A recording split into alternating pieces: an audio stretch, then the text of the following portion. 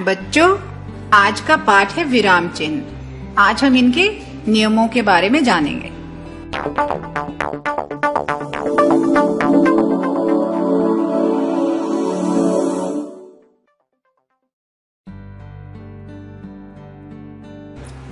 विराम शब्द का अर्थ है रुकना। जब हम अपने भावों को भाषा के द्वारा व्यक्त करते हैं, तब एक भाव की अभिव्यक्ति के बाद कुछ देर रुकते हैं। यह रुकना ही विराम कहलाता है। इस विराम को प्रकट करने हेतु जिन चिन्हों का प्रयोग किया जाता है, विराम चिन्ह कहलाते हैं। पहला है अल्प विराम। इसमें देखिए ब्रैकेट में एक कोमा लगाया गया है। पढ़ते अथवा बोलते समय बहुत थोड़ा रुकने के लिए अल्प विराम चिन्ह का प्रयोग किया जाता है। आइए उदाहरण के द्वारा जानें। जैसे सीता, गीता और लक्ष्मी। यह सुंदर स्थल जो आप देख रहे हैं बापू की समाधि है। हानि लाभ, जीवन मरण। इन वाक्यों में देखिए थोड़े थोड़े स्थान के बाद अल्प विराम लगाया गया है।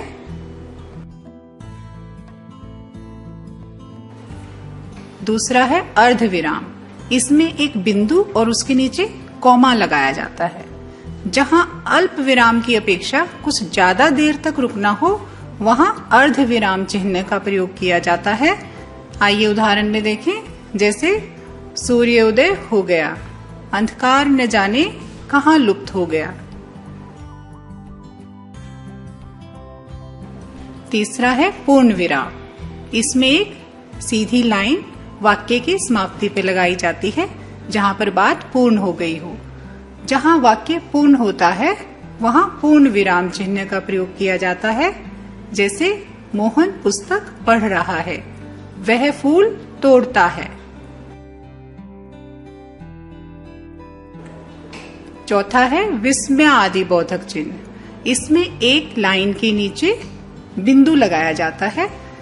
विस्मय हर्ष, शोक, घृणा आदि भावों को दर्शाने वाले शब्द के बाद अथवा कभी कभी ऐसे वाक्यांश या वाक्य के अंत में भी विस्मय आदि बोधक चिन्ह का प्रयोग किया जाता है। आइए उदाहरण में जानें। हाय, यह बेचारा मारा गया। इसमें वाक्य के आरंभ में ही हाय शब्द के बाद विस्मय आदि बोधक चिन्ह लगाया गया है।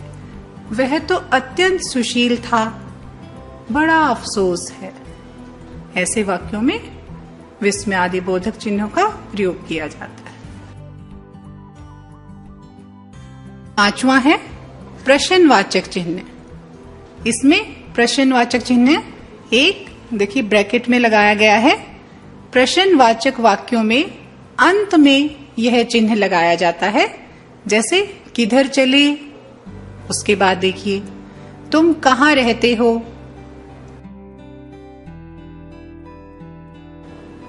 छह है कोष्टक।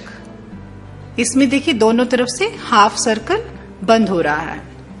इसका प्रयोग पद यानी शब्द का अर्थ प्रकट करने के लिए कर्मबोध और नाटक या एकांकी में अभिनय के भावों को व्यक्त करने के लिए किया जाता है। जैसे उदाहरण में देखेंगे निरंतर। इसके बाद आप देखेंगे कोष्ठक में इसका अर्थ दर्शाया गया है लगातार। व्यायाम करते रहने से देह माने शरीर। इसमें भी कोष्ठक चिन्ह का प्रयोग किया गया है, स्वस्थ रहता है। सातवां है निर्देशक चिन्ह। इसमें एक डैश की तरह पंक्ति लगाई जाती है। इसका प्रयोग विषय विभाग संबंधी प्रत्येक शीर्षक के आगे वाक्यों, वाक्यांशों अथवा पदों के मध्य विचार अथवा भाव को विशिष्ट रूप से व्यक्त करने हेतु इनका प्रयोग किया जाता है। आइए उदाहरण द्वारा जानें। अथवा जैसे इसके बाद उद्धरण के अंत में लेखक के नाम के पूर्व और कथोपकथन में नाम के आगे किया जाता है। जैसे समस्त जीव जंतु, घोड़ा, ऊंट, बैल, कोयल, चिड़िया सभी व्याकुल थे। तुम सो रहे हो, अच्छा सो।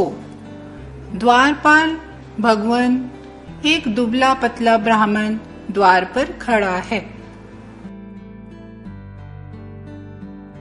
8वां है उद्धरण चिन्ह। इसमें देखिए ब्रैकेट में 2 कोमास एक साथ लगाए गए हैं। जब किसी अन्य की उक्ति को बिना किसी परिवर्तन के ज्यों का त्यों रखा जाता है, तब वहां इस चिन्ह का प्रयोग किया जाता है। यानी किसी के द्वारा कही गई बात को वैसे का वैसे बताना। इसके पूर्व अल्प विराम चिन्ह भी लगाया जाता है। जैसे नेताजी ने कहा था, ऊपर देखिए वाक्य के शुरुआत में ही 2 कोमा ऊपर लगाए गए हैं। तुम हमें खून दो, हम तुम्हें आजादी देंगे। ये उन्हीं के द्वारा कहे गए शब्द थे। रामचरितमानस तुलसी का अमर काव्य ग्रंथ है।